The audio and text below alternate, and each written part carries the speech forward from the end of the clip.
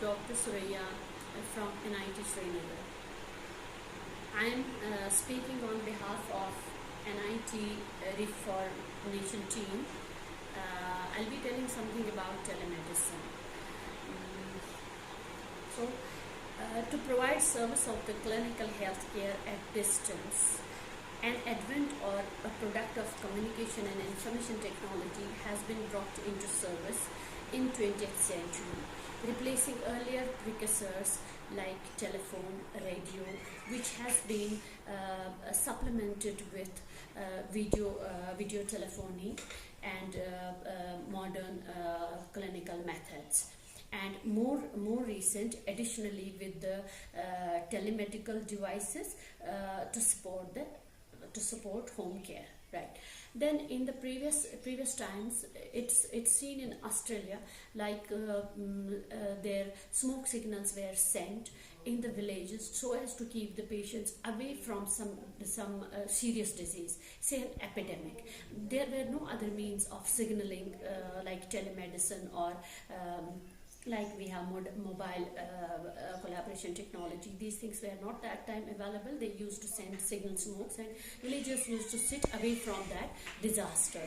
And then it was also seen in America only. Whenever they had to contact, the people had to contact Royal Doctor Service of Australia, they used a two-way radio which was powered by a dynamo driven by two sets of bicycle pedals to communicate with that royal doctor.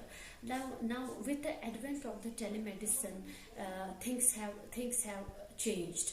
Like a person can communicate an ailing person, like a patient who cannot afford to go to a far off place, to have service of a specialist, to have a service of a doctor, to have a service of a better medical practitioner. So telemedicine is the thing that has helped in that thing, making distance closer, making healthcare facilities more efficiently available.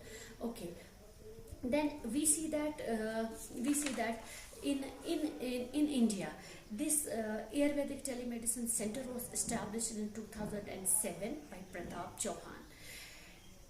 The message through the telemedicine reached around 1,000 villagers per month. It was especially meant for the diabetes mellitus disease.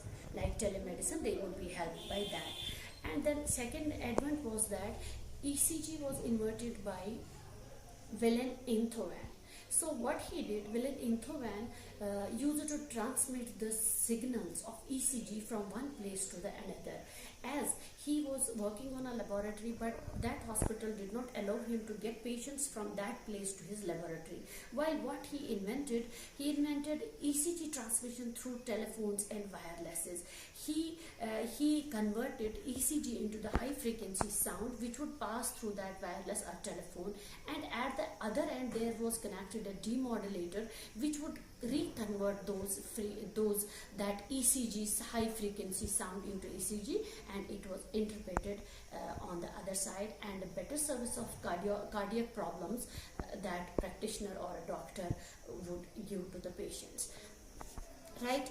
In India, we say that in India it was in Gwalior in 1975 that GR Medical College. In GR Medical College, there was a doctor known as Ajay Shankar and his team.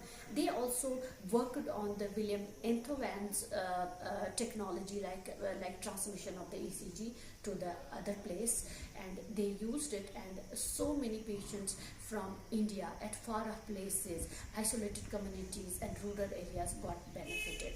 Now I tell you something about categories of the telemedicine. We have three categories of the telemedicine. One is store and forward service, second is remote monitoring, and third is interactive service. In store and forward service, the historical data of the patient is collected in the form of biosignals and in the form of images. It is then it is then transmitted to the to a doctor or a medical practitioner specialist via the telemedicine, who interprets it and gives his opinion. Here omission of the thing is that we cannot have a clinical physical examination of the patient. The doctor has to rely on the historical data that is presented to him. Here the benefit is